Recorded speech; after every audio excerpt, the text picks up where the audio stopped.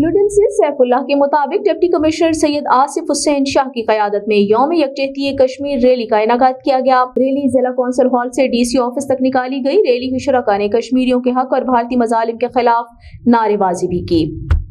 मजलूम कश्मीरियों से इज़हार यकजहती के लिए डिप्टी कमिश्नर सैयद आसिफ हुसैन शाह की क़यादत में रैली निकाली गई, जो कि जिला कौंसिल हॉल से शुरू होकर DC कॉम्प्लेक्स में अख्ताम पजीर हुई। रैली शुरका ने कश्मीरियों के हक और भारतीय मजालिम के खिलाफ नारे लगाए। इस मौके पर डिप्टी कमिश्नर सैयद आसिफ हुसैन ने गुफ्तगू करते हुए कहा कि आज का दिन कश्मीरी बहन भाइयों से इज़हार यकजहती का दिन है। निहत्ते कश्मीरियों पर भारतीय काबिज अफवाज के मजालिम पर आलमी बरादरी की बेहिसी काबिल अफसोस है। मोदी सरकार ने जम्मू कश्मीर की खुसूसी हैसियत खत्म करके बैनुल अक़वामी क़वानीन को पामाल किया। 75 साल से मसला कश्मीर हल तलब है।